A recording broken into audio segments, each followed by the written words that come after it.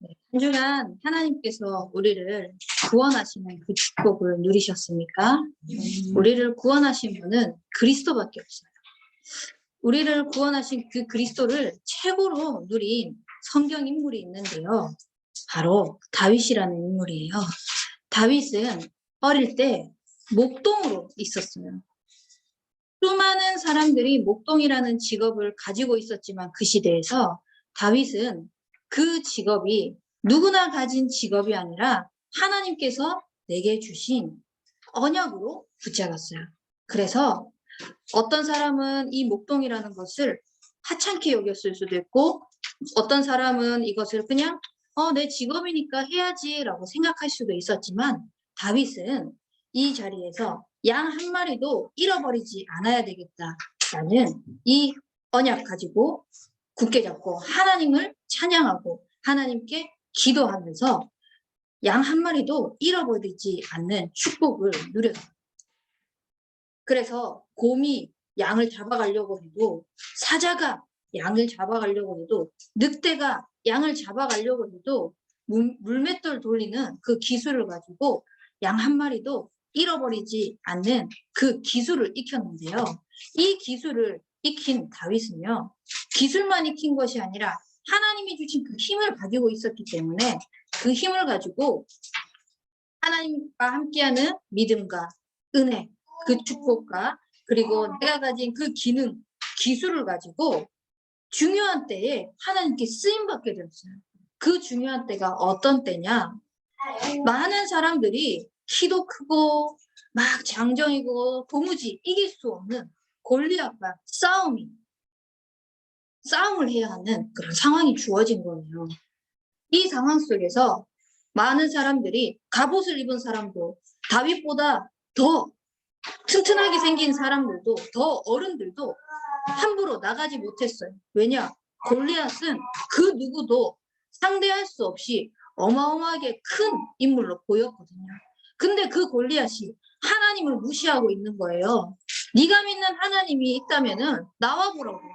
근데 갑옷을 입은 사람들도 다른 것으로 무장한 사람들도 아무도 골리앗 앞에 나가지 못했지만 다윗은 하나님이 함께하는 그 축복을 가지고 하나님과 함께하는 그 축복 속에서 익힌 기술을 가지고 사명을 가지고 그 자리에 나갔어요.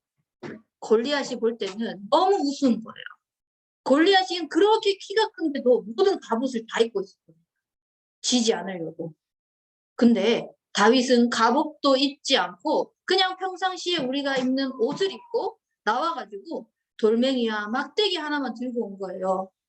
그러니까 골리앗이 비웃는 거죠. 너 내가 강아지처럼 보여? 내가 우스워? 어디 감히? 근데 하나님께서는 다윗은 이 전쟁은 여호와께 속한 것이다. 그래서 이 전쟁이 칼과 단창에 있지 않고 만군의 여호와의 이름으로 내가 나간다 라고 믿음으로 고백하고 담대히 나갔어요.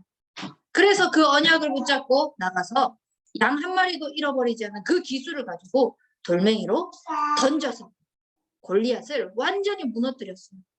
그렇게 하니까 아무도 못 나가고 두려워서 떨고 있는 이때에 꼬마 소년 다윗이 나가니까 그 사람들이 다윗이요 너무너무 대단한 거예요. 너무너무 대단하니까 와 우리 다윗 최고다. 다윗 너무너무 멋있다. 이렇게 칭송받게 되는 왕의 자리까지 올라가게 됐어요. 근데 이 자리를 가는 동안 많은 어려움이 있었어요. 사울 왕에게 쫓기기도 하고요. 신하에게 배신을 당하기도 하고요. 심지어는 자기 아들에게 배신당하기까지도 하는 어려움이 있었어요. 그렇게 도망가는 이 다윗은 늘 그 도망가는 자리에서 하나님의 구원을 고백하는 렘넌트 서밋이었습니다. 이 렘넌트 서밋이 많은 사람들 앞에서 대단하다고 인정받고 있는데 한 지역에 가서는 미친 척을 했어요. 병든 척을 했어요. 아픈 척을 했어요. 그렇게 해야 될 수밖에 없었어요. 왜냐? 골리앗이 있었던 그 지역이거든요. 골리앗이 대단하다고 생각했던 그 나라로 도망을 가게 된 거예요. 근데 다윗이 그 골리앗을 죽이게 됐잖아요. 그러니까 그 지역 사람들은 이때다 싶어서 다윗, 우리가 골리앗을 죽였기 때문에 다윗 너를 가만두지 않겠다. 벼르고 있었던 거죠. 이때 다윗이 왕이었기 때문에 부끄러울 수도 있었어요. 근데 어쩔 수 없이 그 자리를 피해야 되기 때문에, 상황을 이겨내야 되기 때문에 미친 척을 한 거예요. 근데 그 미친 척을 하면서 내가 왜 이렇게 살아야 되지? 내 인생은 왜 이렇지? 하나님이 안 계시나? 이렇게 고백한 것이 아니라 여호와여 내게 은혜를 베푸소서. 하나님께서 나를 구원하신 거고 그 대적들을 하나님께서 무찌르시고 하나님은 나의 편이시라고 고백하는 렘넌트 서밋이었어요. 우리 유치부 교사들이 정말 다윗과 같은 상황이 있을 수 있어요. 어떨 때는요, 질병으로 고통을 당할 수도 있고요. 지금 우리 주영현 전도사님이 코로나로 아파했어요. 그래서 지금 예배도 못 오고 있는 상황 속에 있어요.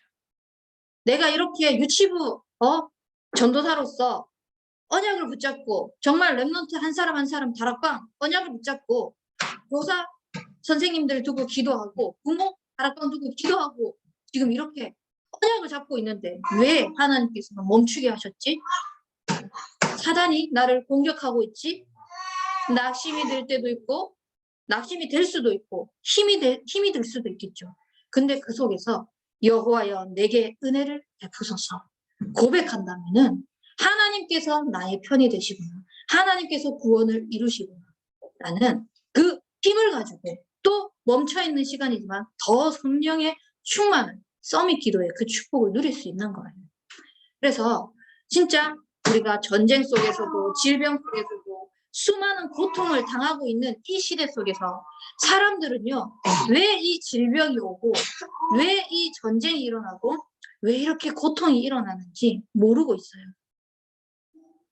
이 질병과 전쟁과 고통이 일어나는 것은 새는 하늘에서 헐헐 날 때 행복하고요.